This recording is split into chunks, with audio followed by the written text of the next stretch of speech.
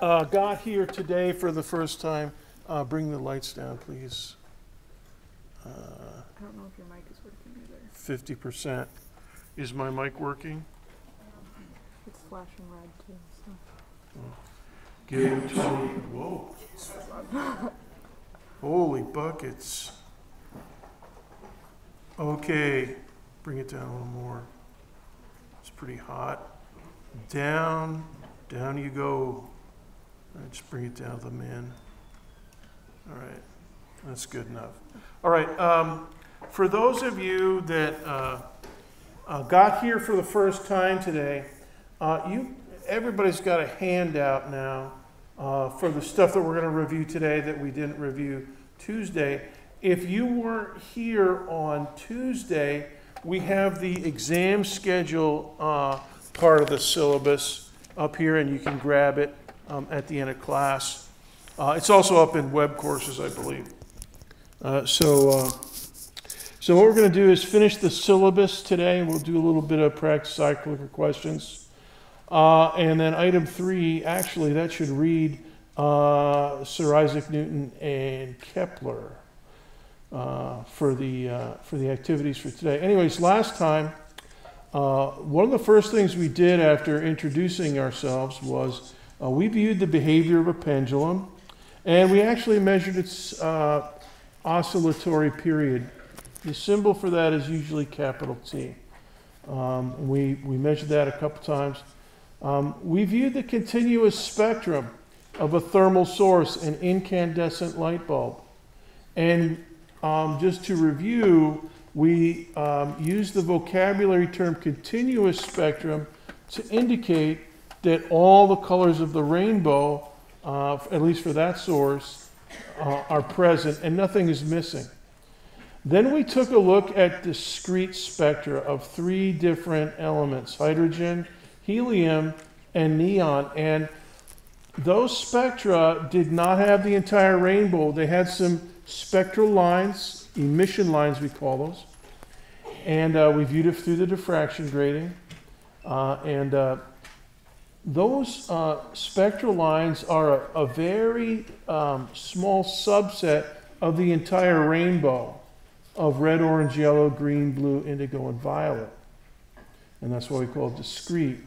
And actually those spectral lines, as specific sets of colors, act as fingerprints. And I like to call them quantum fingerprints. For every element, there's a set of quantum fingerprints. And we looked at the quantum fingerprints Tuesday of hydrogen, helium, and neon. And you can do it for just about any element. Also, the fingerprints, the spectral lines, can show up in infrared or even radio frequency, like water, ultraviolet, and even X-ray. And there's all kinds of spectra, and molecules as well, not just atomic elements. So water has a spectrum. And if you enjoy watching like CSI, you know, I've never actually watched a single episode of CSI or NCIS, but I have watched Law and Order, but they don't talk about it that much. But, you know, like in CSI, you know, crime scene, what does the I stand for? Investigator. You know what they do? You know, they're looking for traces of, you know, what killed, you know, the, you know, succinyl chloride or whatever the poison was, or you know, somebody's DNA. You know how they do that? Spectra. And very complex spectra. So the guys that do it get paid big bucks to find the spectra of these clues for the CSI guys. That is a real thing. And so fingerprints. So, but we're going to be using them to understand the universe. And we're going to be using them till the cows come home. We talked about the syllabus, including the exam schedule. And as I said, the exam schedule handout for you guys that are latecomers. You're not in big trouble or anything. You'll be easy to catch up. Oh, by the way, homework 0 is running. I know a bunch of you have executed it. It's a fairly simple set of Chuck Norris concepts.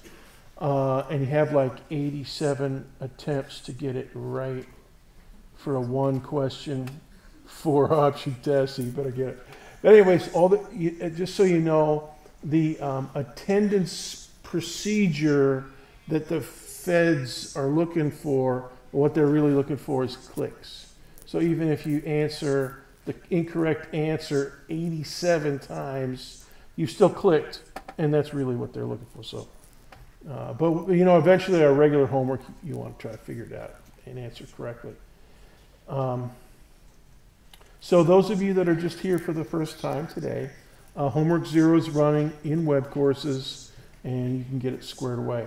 Now, I want to reinforce a few things from the schedule late in the semester, and it's not really part of the exam schedule, but it's oriented to the exam schedule. So let's take a look specifically at the schedule for this class after spring break. So this is a spreadsheet, and if you take a look at it, it's just, you know, it's like a calendar. I made it up inside of a spreadsheet, and I put all kinds of formatting on it. Now here's spring break up here. All right, so that's good. Middle of March, nice. We have 2 exams before that, and then after that, the next week is the withdrawal deadline. If that, and hopefully that, you know, won't have to apply to anybody here, but occasionally it does. And so that's an official UCF date. Now for this class, we then have exam 3 after spring break. And now after exam 3, that's on the schedule handout. But what's not on the schedule handout is the next 2 weeks. And these are the last 2 weeks of lecture. The next to last week of lecture is what I call supernova week. And what we're going to study is this process of supernovas. And we're going to take a little look at it, read some of the headlines. Matter of fact, last August, there was an enormous kilonova. And let me spell that for you. Kilonova, K-I-L-O, like kilometer, N-O-V-A, nova. Kilonova. They observed it in a whole other galaxy. And a star detonating, basically, and just becoming extremely bright. We can see it way far across the visible universe, if we're looking in the right direction. Anyway, so we'll be studying that, and I'll give you some reading materials on that. It won't be in the textbook, but I'll give you some reading on that. And then the last week, one of the natural results, we think, of a supernova detonation from a core collapse of a giant star is a black hole formation. And these are called stellar black holes. And there's other kinds of black holes, there's a gigantic one in the center of our galaxy. It's just kind of sitting there, and things are orbiting around it, and stuff's getting sucked into it. And we don't know how that was made. But we know that in the supernova process, we figure that black holes can be made. So the last week of the semester, we'll be talking about black holes. And this is a subject that I have, well, I won't say extreme, but I have very good familiarity and knowledge. And I'll be teaching you about some stuff that you won't see anywhere else. And it'll be, is that you? It's not me, I don't think. Okay. So anyways, black holes week down here. And then, of course, back to the exam schedule. Yep. 7 a.m. final. So you guys that are just here for the first time today, yeah, we got a final exam. It's cumulative, and it's at 7 a.m. I wish it weren't the case, but that's what we got. So you're going to have to get your, you know what, out of bed a little bit earlier than 6:59 and get yourself down here and take the final. All right. Now let me pause for questions.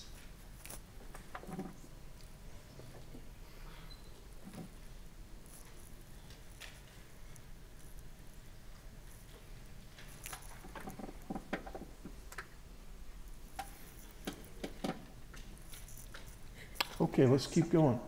All right, this is now your exam procedures handout, or your procedures handout. Let's take a look at some of the concepts on it. Okay, for exams, exam procedure. Raspberry colored UCF Scantron, the one with the Pegasus logo. It's kind of pinkish. It's got 50 on the front, 50 on the back, and theoretically you can get one free every day at the SGA office in the second floor at the Student Union. All right, so if you come to class, I'm not looking at anybody, but if you come to an exam and you don't have a Scantron, I'm going to be giving you the business because there's no reason to not have a Scantron on exam day. Anyways, go ahead and get yourself some. Also, number 2 pencil and a good eraser. Now, see these little pink jobs down? And as a matter of fact, I have one here in my pencil case here. Believe it or not, those rectangular pink ones that you used in like 2nd grade, it's definitely nice to have one on exam day if you have to erase anything on that Scantron, because if you smudge it and then bubble, you try to erase an answer and it doesn't erase very well, it looks like a smudge, and then you bubble in the other one, and even if that other one, your second bubble is correct, the machine's going to mark it wrong because it sees a smudge and the second dot that you bubbled in. Right?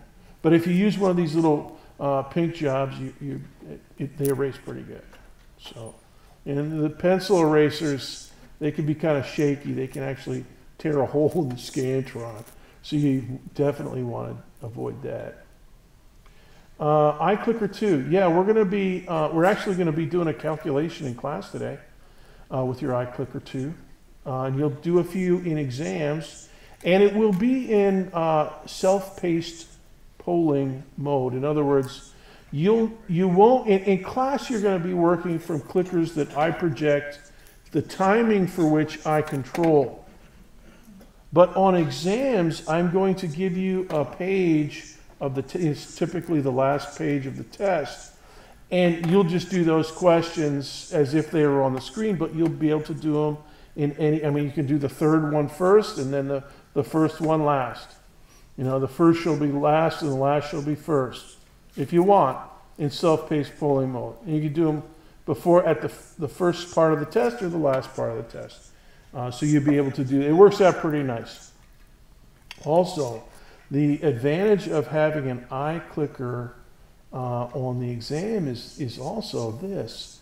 If you write it, you know, like we're going to be typing in calculations or maybe a few words, and I actually grade the exam, the iClicker items from the lecture hall in a spreadsheet, and so I can sort all the answers. And if I see, you know, and so I read every answer, and it will grade the correct answer, you know, 3 points. If it's a 3-point question, it'll give the correct answer, you know, 47.2 or whatever it is, 3 points. But then if I look in there and I see somebody typed in 47.2 or no 472, and they didn't get the decimal point, I could give them partial credit. And that's an advantage for you because Scantron exams, it's either you got it or you don't got it, you know. But with the iClicker, you're typing in advanced information, complex information, and you can it can be graded for partial credit. So that's pretty nice.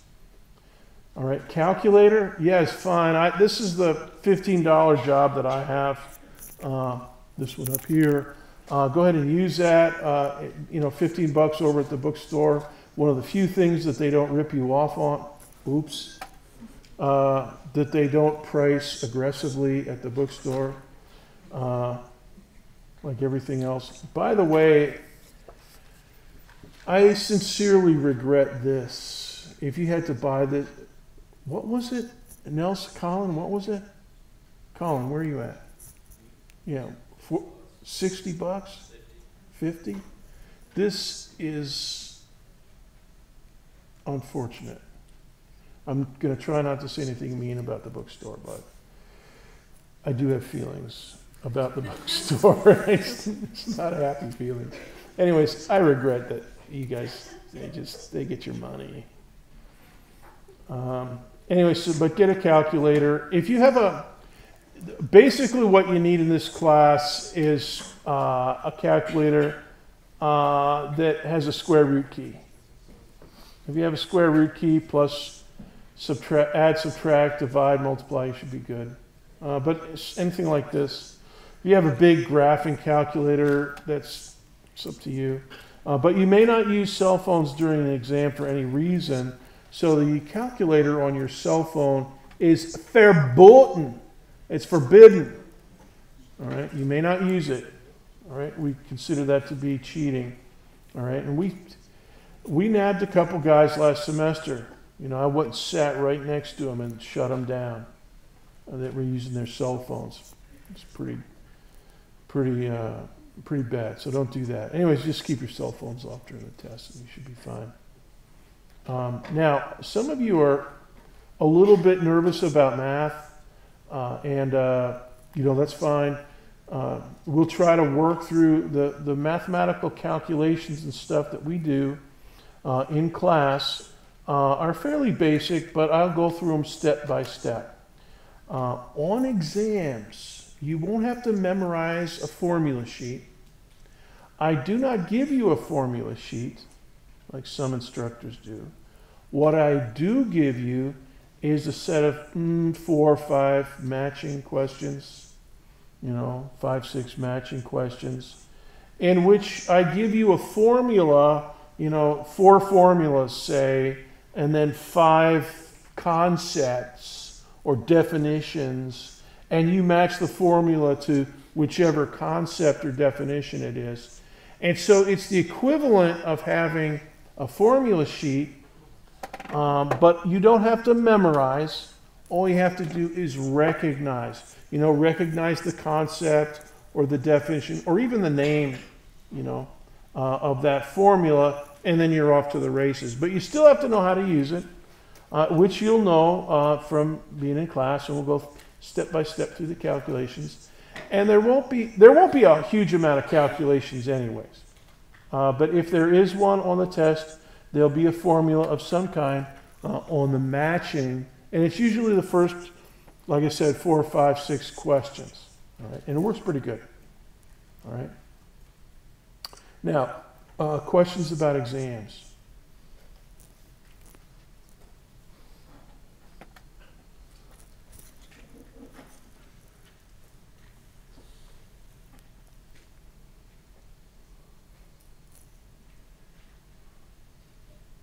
Okay, let me just conclude with this remark, 2 remarks. First of all,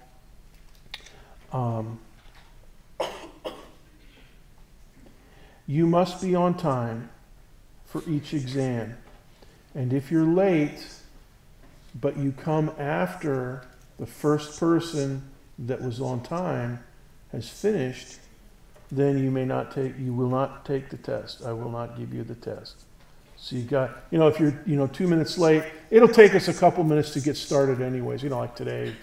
And, we'll be getting our lectures going right at 9 o'clock most days. But exams, everybody's got to get, seated, and we got to pass out tests, and then we turn everybody loose. So that'll take a couple minutes. So if you come, like 2 minutes late, that's one thing. But if you come 20 minutes late, that's it.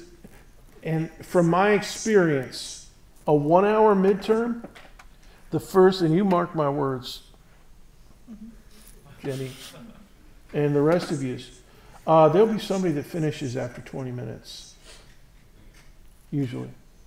And it's not always a person with the top grade. It's just, and I don't think it's somebody that's, Christmas treeing the test or anything, but 20 minutes. So if you're 20 minutes late, you're T-O-A-S-T, toast. So don't do that. And missing, but see, the thing about midterms is you were going to drop one of your midterms anyways. So if you're absent for a midterm, you're 20 minutes late, you blow it, but you do pretty good on the other 2 midterms, you're on time, you learn your lesson, you're on time, you'll be good. But the final, 7 a.m., you come in at 7:20, oh, you are risking the SOL procedure. SOL, that's a Latin phrase. It means toast. It's Latin for toast. You toast. You're SOL. So don't mess up on the final. Just be here on time. You'll be good. And now exams. Let's see. What else do I want? I wanted to say something else about exams. Well, you can ask me questions if you have any later. Let's talk about homework. It's fairly simple. And actually, the syllabus has a fairly optimistic view of life, some graphing and diagramming homeworks that my TA, smart as she is, might be able to grade for us. We might have one of those assignments. Last semester we didn't. But we'll also have some homework in web courses. And it's mainly oriented to the reading. So I'll ask you a question about, chapter 3, section 5, what was it that Sir Isaac Newton invented, or something like that, and help you read and so you can study. And the homework, you'll usually have 4 attempts, so you can use them as a study tool. Take it once, then go read, then take it again. Hopefully you crush it. And it converts to 15 points in your semester grade, as the syllabus mentions. And but it's based on your percentage. So for instance, so go ahead and make a note of this. If you get 80% by the end of by late April, your total percentage on homework is 80%. So we may have like 107 points possible in homework, 107 homework questions, and you answer 80% of them, then you get 80% of 15 points. So that's 12 points. 12 out of 15. All right? And I always round up to the nearest whole number. And if you look carefully at the procedures handout, you'll see an example of that. Okay? Now, let's talk about iClicker. The official start of iClicking is next Thursday. So if you don't have your iClicker today, and I know a bunch of you don't sweat it, but get it as soon as you can, by Thursday latest, and we'll start clicking. I checked a bunch of you before class, and hopefully we'll dismiss a few minutes early, and we'll be able to check a few of you after class.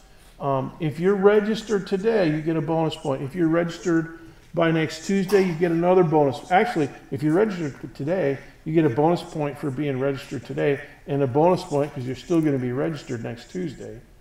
So you get 2 bonus points. If you register over the weekend, you'll have a bonus point because you're ready for Tuesday class a day early.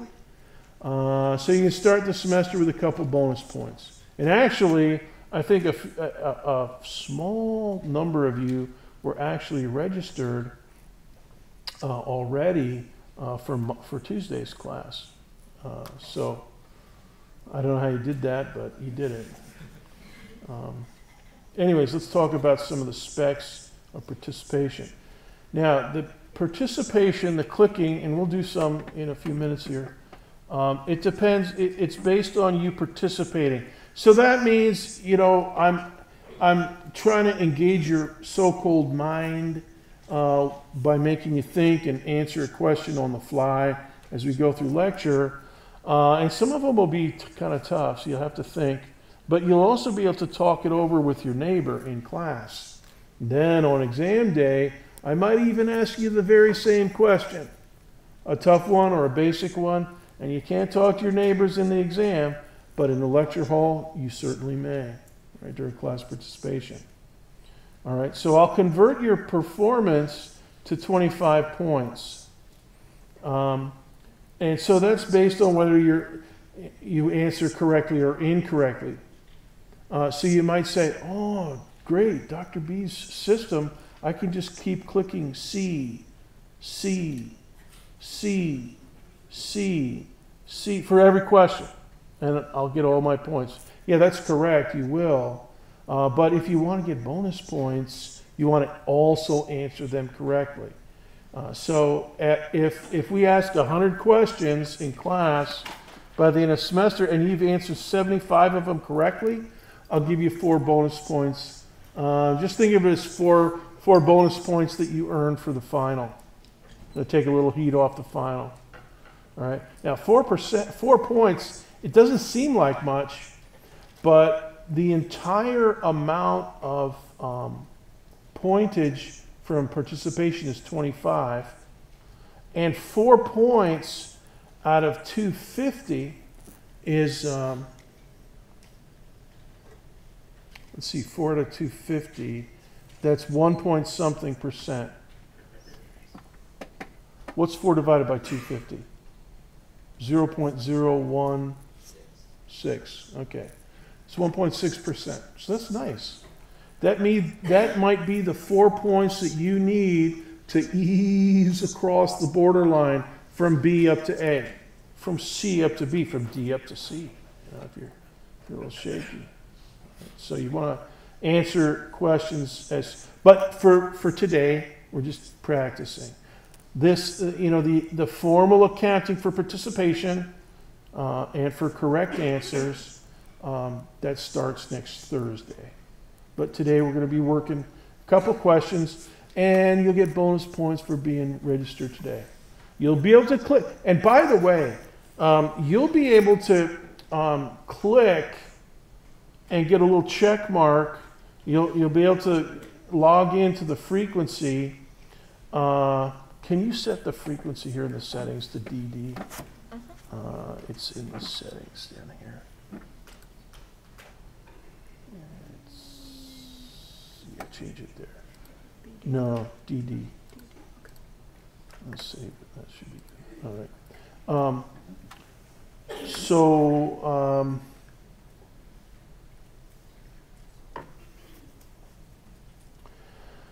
So yeah, you want to participate carefully, and of course on exams you need it for straight exam points. Now the example that I mentioned on the handout, and I'll do this verbally, what we're looking for is 85% participation. So starting next Thursday and ending on the last day of lecture, which I think is March 19th, or April 19th, if we ask 100 questions and you've answered 85 of them, then you get all 25 points. If you answer more than 85, you get all 25 points for your semester grade. If you answer fewer than 85 out of the 100, then we give you fewer than 25 points. And so there's an example in the syllabus handout that you have, the procedures handout. At the very bottom, it says JQS. You can read that. And what we're going to do is work out an example of that. 85%, somebody that's below 85%. We'll do that in a few weeks when we've got a bunch of clicking on the books. And you can actually work it out with your clicking performance. But let me just point out why we use 85%. We use 85% because we want to give you a little bit of leeway, so that if you've got 1 or 2 lectures to burn, and so if you miss like 1 or 2 lectures, you haven't clicked, you still have a good shot at getting 85% of the questions answered and getting all 25. So because we know, you got a dentist appointment you can't get out of, or your roommate drives off with your iClicker in the back of his truck, or whatever it happens to be. Stuff happens, but it's not infinite stuff happens. All right, so it's not like 50% participation. It's still pretty high, 85%. But you're going to have 1 or 2 lectures to burn. So for that reason, This is especially for you guys that are just here for the first day.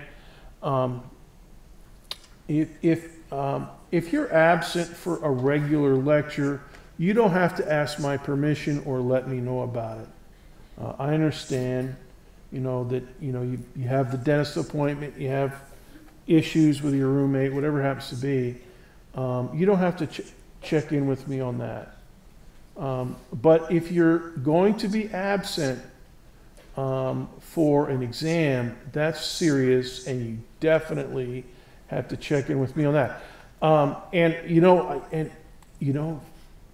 God bless you, there's going to be family emergencies every semester. Some that are really sad every semester. Class is big, it's going to happen. But we'll deal with that. That's normal for us to deal with. We'll deal with it, and I'll help you out with that.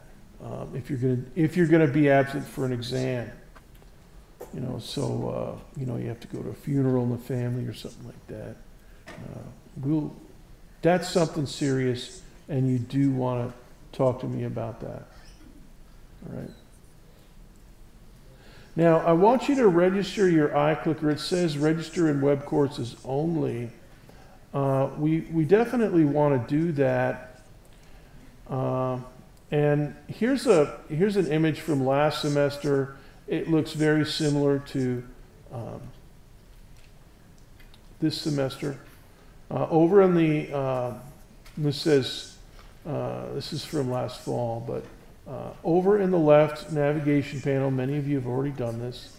You just click on it, and all you got to do, I think you got to type in your Knight's Mail email address. Is that right? And then the little teeny number at the back of your iClicker. By the way, if that's rubbed off, you can still see the serial number for just a couple seconds when you first turn it on. All right, so you can see it. But then it clicks over to ready or whatever, and you're kind of, so you gotta have to do it a couple times. But yeah, all you gotta do is type in your UCF email address and but don't do it. Here's a couple caveats. First, make sure you're signed into your web courses, not your roommates, right? Because the way that the iClicker registration works in web courses, it basically it makes a little spreadsheet with your NID for UCF and your iClicker registration or your iClicker serial number. And then it sends that to me, and I download it and attach it to all your grades, right? So if you're logged in on your roommate's web courses, you're going to mess up. It's going to look like your roommate has 2 iClickers, all right? So, and we've had that a couple times in the past, so try not to do that. Sign into yours, and then register. Use Google Chrome or Firefox, right? Especially if you're on a Mac. Apparently, Safari is not friendly with the registration in web courses. And the other thing that I regret is I can't even register Jenny, the grad student. And I can't even show you how it works or test it out because we just don't. I can see a lot of things in the same way that students see it in student mode, but the iClicker thing doesn't work well for me. I can register, but it doesn't stay registered. So you've got to do it. You've got to do it carefully. If you're getting frustrated, Colin, what you get, like if you type in your number and stuff, it gives you a little box with the number in it and then the date, right? Yeah. All right. So if you type in the number and then hit the register key, and it'll put in a new box, and your clicker number will be in there, and then the date that you registered. And if you see that, you're good. Right? And if you don't see that, try Firefox or Chrome. And if that doesn't work, just use one of those stinky Windows boxes over in the library. Those will probably work. You know, log in for 2 minutes, register, and then log back out. All right, this is what it looks like. Actually, this is nice. I didn't even have to ask Colin. So this is the page. All right, and you put your email address up there, you know, johnqstudent@knightsmail.com, or, you know, whatever it happens to be. And then up above there, you type in your serial number. All right, and then here's your Knights email address. And then down here you can see, let's see, where's my cursor here? Here we go. Okay, down here you can see, you know, the date that it's registered. I don't know what this says here. What does that say? Remove. Don't click that. All right, you don't want to remove it. All right. Now, I want you to prepare yourself for iClicking. All right. And we're going to start using the customary frequency DD.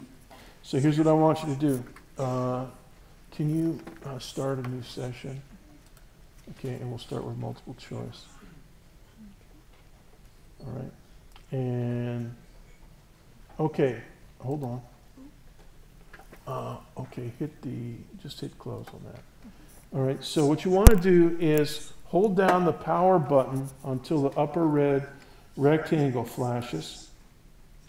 And it might say BB from last time. I want you to type in DD, and then it'll say go nitro, and then it'll say ready. All right? And if you messed up, it'll say no base. It might say ready, but you'll get a message no base. All right? Raise your hand if you got a go nitro message.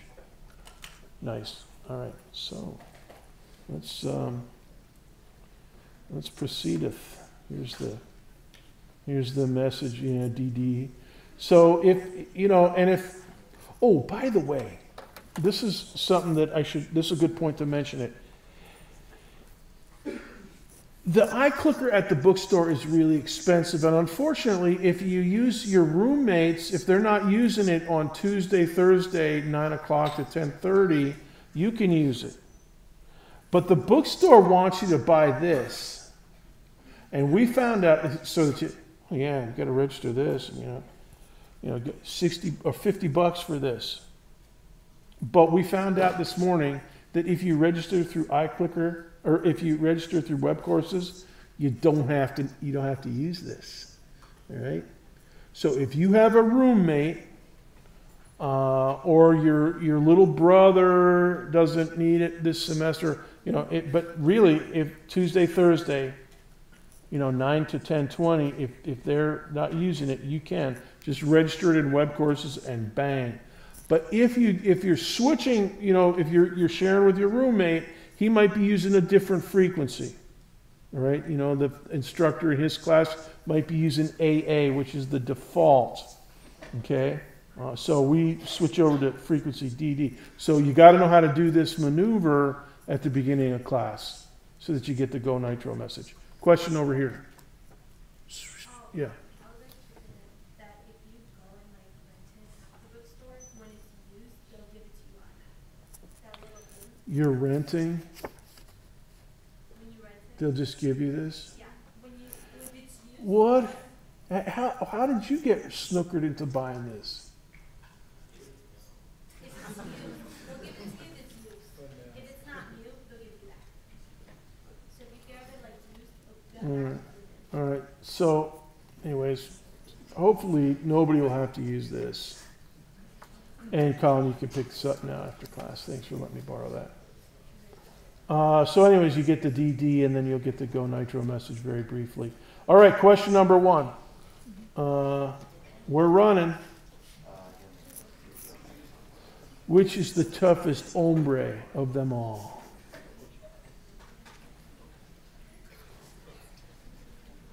Go ahead and click the histogram. Let's see what people vote for.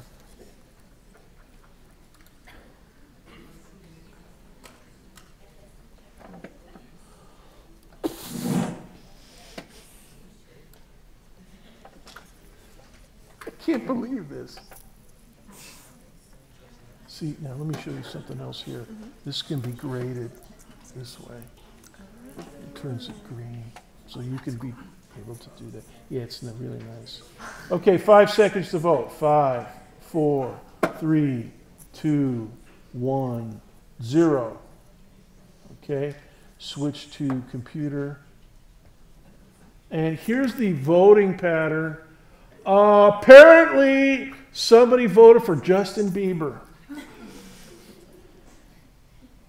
And I want you to know that I can figure out who you are. Anyways, but go back to the the laptop, please. Thank you. Those of you that voted for Chuck Norris, I have something to tell you. Bruce Lee is the correct answer. The only guy that ever beat up Chuck Norris, it was in a movie, The Way of the Dragon, back in 1972. Famous fight scene.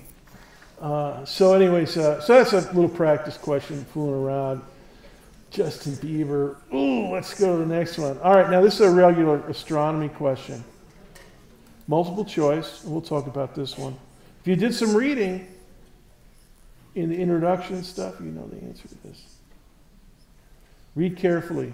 With all my exam questions and my clicker questions, except for the Chuck Norris stuff, always read carefully.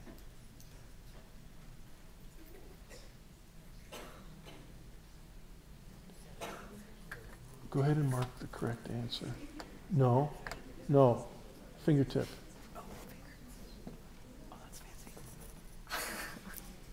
So because you can see the correct answer. This way, and I'll show you how to look at the grade report after class. Try to dismiss a few minutes early. Okay, 10 seconds to vote. 10, 9, 8, 7, 6, 5, 4, 3, 2, 1, 0. Go ahead and... All right. It looks like a bunch of you voted for D. Go back to the laptop, please. And D is correct. So now I want you to make a note in your notes. We're going to talk about why some of the other ones are incorrect. And you know, as far as test taking strategy, you want to, on a multiple choice anyways, you want to, if you're totally stumped, you want to try to eliminate at least one or two of the options. And if you can do that and then make a wild, crazy guess, you have a better probability of being right. All right, so this one's wrong. You can X this one out because, dude, what's the moon doing on that list? That's not a planet, it's a moon. It's a satellite. It's considered a satellite of Earth. All right. By the same token, this one down here is also incorrect. It's got the moon in there. No way. So if you're taking the test and you see the moon on there, whoa, just cross that one out. All right. Let's take a look at A. Pluto is not considered a planet anymore. It's been demoted for the past 12 years or so. It's now considered a dwarf planet. So anything on the list here with Pluto in it, ching, it's out of here. Same with B. Ching, it's out of here. All right. And so here's a little image from 2006. Soon after they demoted Pluto, it's now in the group of dwarf planets. APOD, APOD, that's astronomy picture of the day. It's a NASA website. It's very cool. I look at it all the time. And it's got a little blurb that anybody can understand, in this class or anybody. So now I want to try a calculation with you. So hit the refresh key, and I want you to go to numeric on this one.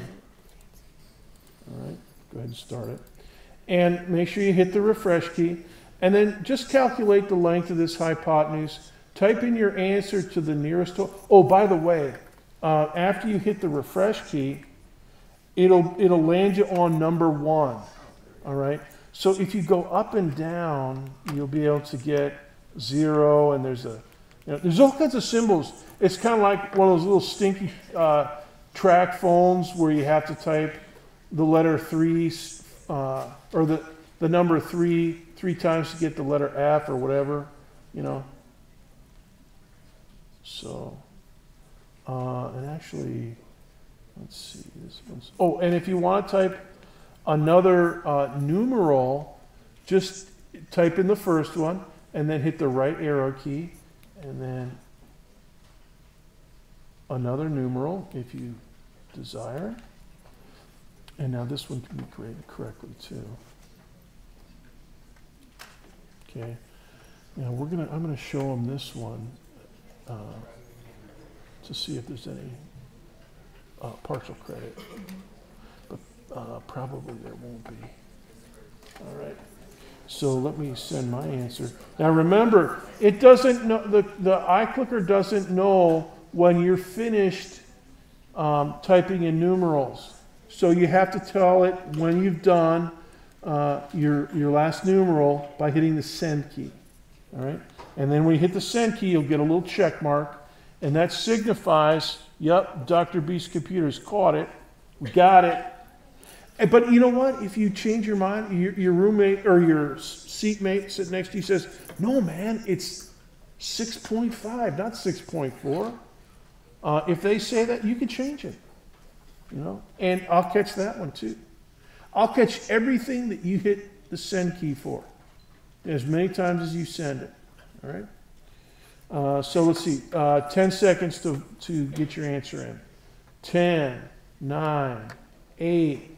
Hurry up. 7, 6, 5, 4, 3. Hurry up. 2, 1. I know there's, yeah, there we go. All right, that's good enough. 0. All right. Now let's take a look at the results here. Correct answer is 10, by the way. And 79% of you got it. Now, I want to see, can you drag it down? I can see everything. No, drag the scroll bar down. I can see everything that, see, look, somebody typed in 100. All right. Now, on a test, I'll see that, and I'll think, ooh, they forgot to hit the square root key, right? Because a squared plus b squared equals c squared. C squared is 100, but you got to hit the square root key to get the hypotenuse. All right. So I might see that and think, okay, I'll give them partial credit. All right. Can you go down the list a little bit further? Is there anybody with 14? Did you see 14 up there? There's 11, 75, 1,000. Let's see if there's a 14 is just, yeah, there's some people, 14. That's 6 plus 8. I would give partial credit to that. But that 100 I might.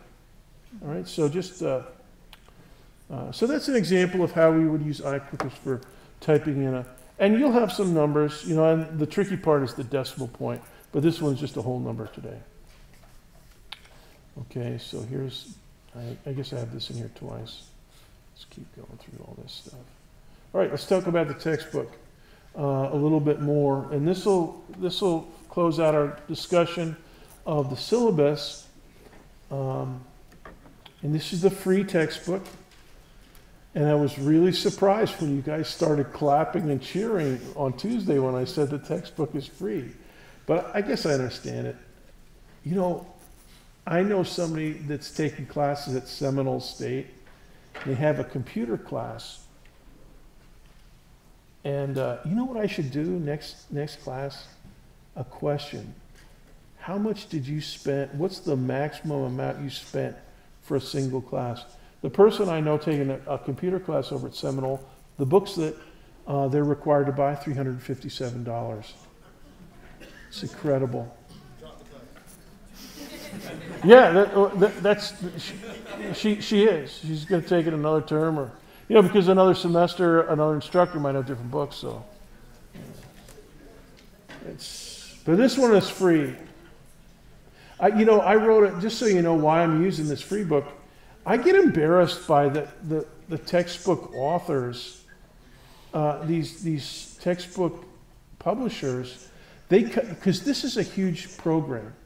Astronomy 2002 at UCF is one of the biggest ones in the United States. We're like number 2 behind Brigham Young, BYU out in Utah. And so if they get the textbook contract for UCF, they're going to be making zillions of dollars, right? Because there's thousands of you guys coming through Astronomy 2002. But that embarrasses me because they just suck people in, and they don't care about you guys. They price those books. It doesn't, especially if you buy the ebook. It costs them zip zap to provide an ebook, but they charge you like the same as a regular book. So this is my strategy of dodging that free textbook. You can look through the introduction, and here's what it looks like. You get in there and you click the table of contents in the sidebar. You can navigate and stuff. It works pretty good.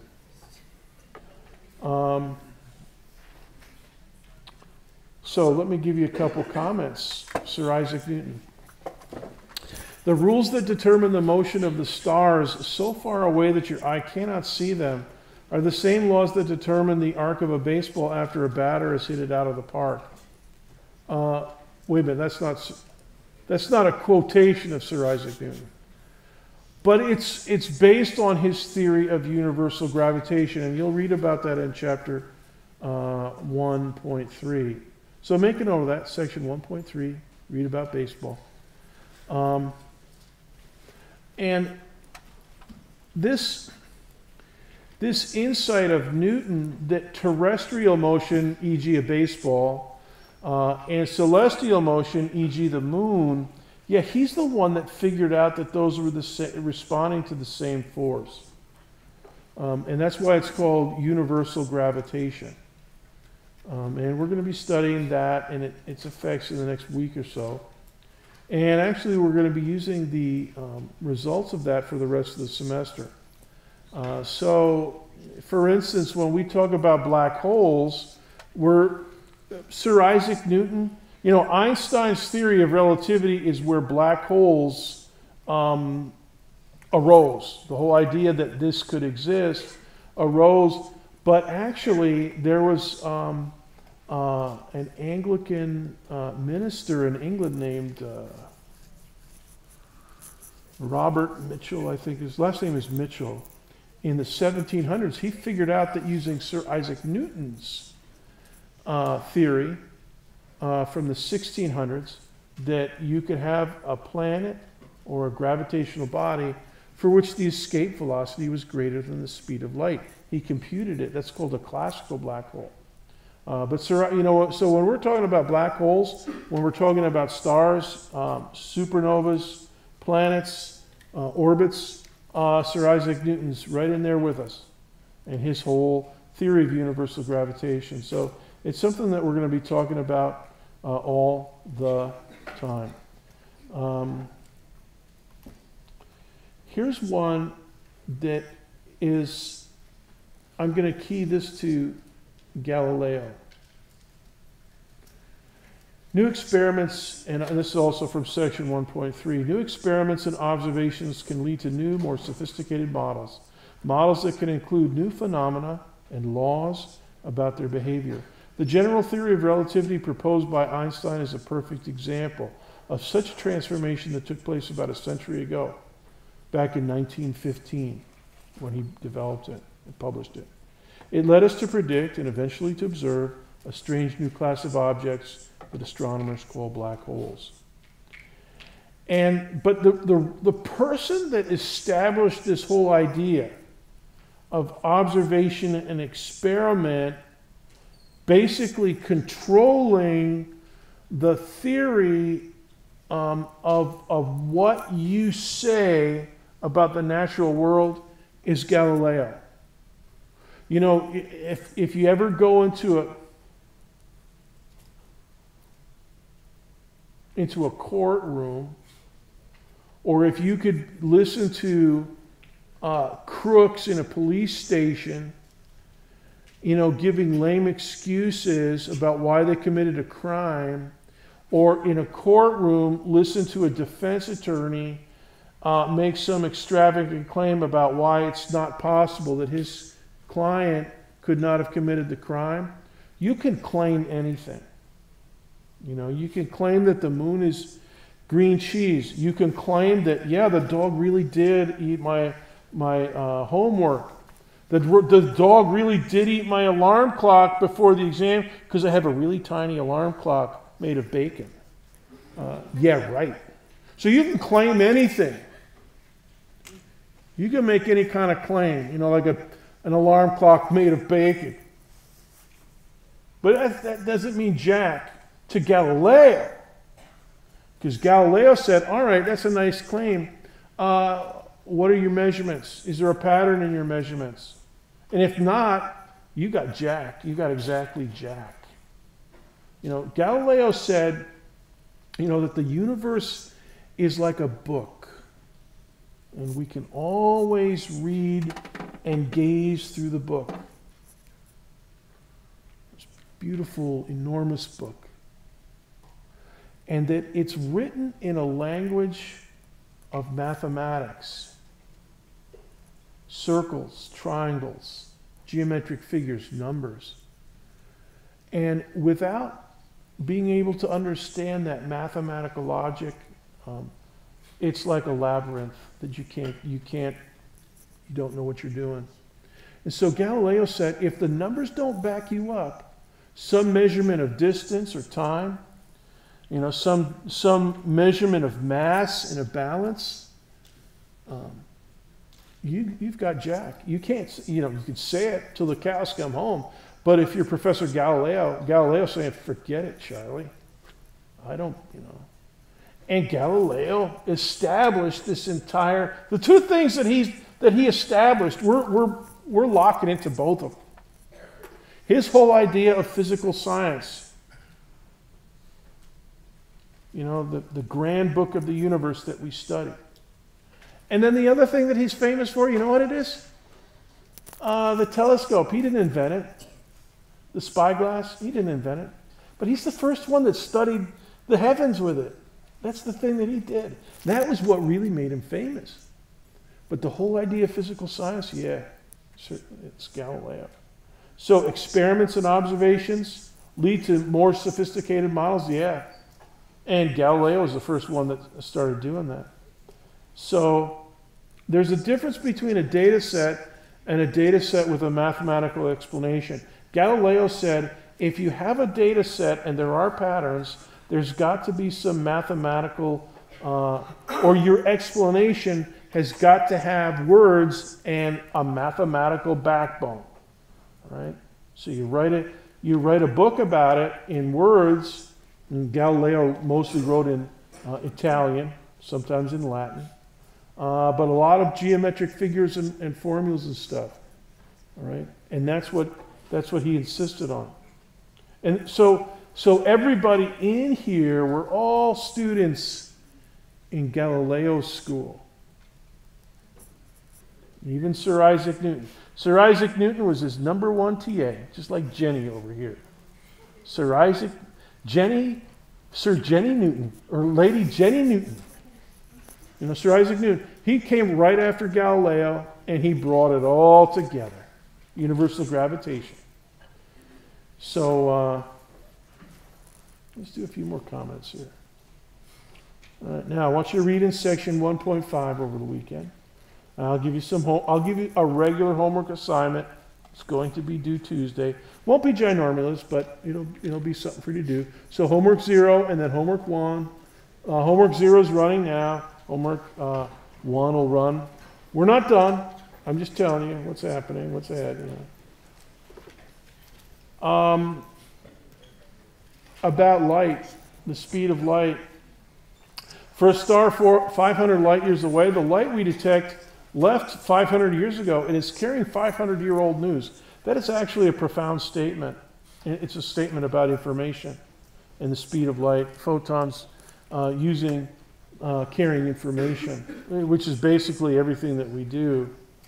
So this statement is about energy and momentum and information that are propagated by electromagnetic waves. You know, all light, when I say light, I'm referring to any kind of electromagnetic waves, from gamma rays, X-rays, and all the way down to radio waves, and visible light in between there. Another comment. But what at first may seem a great frustration is actually a tremendous benefit in disguise. By looking billions of light years out into space, like with the Hubble Space Telescope and so forth, and all the great telescopes we've got up there now, by looking billions of light years out into space, astronomers are actually seeing billions of years into the past. In this way, we can reconstruct the history of the cosmos and get a sense of how it has evolved over time. Now, this thing over here is a light cone, and we'll be talking about that at the end of the semester. Light years, and we can see distant objects pretty bright very soon after the Big Bang. We can't see all the way back into the Big Bang. We can, there's a lot of things that we can see pretty close back, almost all the way back to the beginning of time. Section 1.6. The moon's distance from Earth is about 30 times Earth's diameter, or approximately 384,000 kilometers. And it takes about a month for the moon to revolve around the Earth. The moon's diameter is 3,476 kilometers, about 1/4 the size of the Earth. All right, so 100 pixels for Earth means 25 for the moon. The moon's orbital distance is 3,000 pixels. So the sun, which is about 500 light seconds from Earth, is then about 1,667,000 pixels away. Now we're going to work with all the proportions of stuff, and believe it or not, this diagram here is UCF, and that is actually that circle centered at the student union. I believe that's, no, that's not the student union. That's close to the student union. That's approximately the size of a black hole that we've discovered recently. So we're going to be working with all these distances, times, numbers. So read through up to section 1.6. And let me dismiss you. Check your web courses tomorrow. I might have it up tonight, but by lunchtime tomorrow for sure. And homework 0 already. Okay, if you still have questions, if you need the Tuesday handout, come on up. There's out on the front desk. Can you be in charge of the handouts? Hold on.